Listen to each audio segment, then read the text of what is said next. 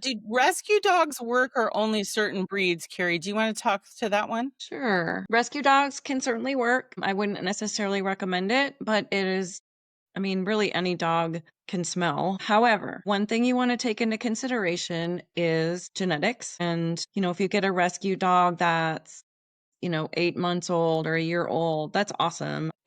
Have rescued all these dogs are rescue dogs except for Birdie. I totally believe in rescue, but rescue dogs can have questionable genetics, which means they could also have health problems. They could also have genetic fear and anxiety that might not come out until later. And of course, with a service dog, it cannot be anxious or fearful for public access. I tell a story about my dog Turtle in one of the courses. I forget which one. Finding the right fit, I think. And I ended up.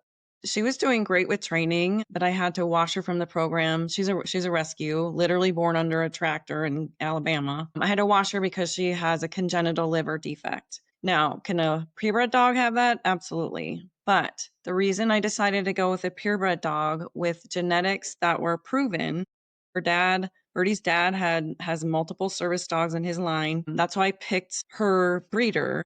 But also the breeder did something called early neurological stimulation and early scent introduction. We go through that in detail a ton in the courses, but it just improves your chances. You spend all this money, all this time, all this effort, which is, it's bonding, it's awesome. But then if your rescue dog ends up, developing or their anxiety or fear gets worse or they get a health problem, then you can't finish your dog. You have to wash them from the program. And it's traumatizing. It's very sad. But yeah, I they certainly can work. I just wouldn't necessarily, and it obviously depends on the breed too.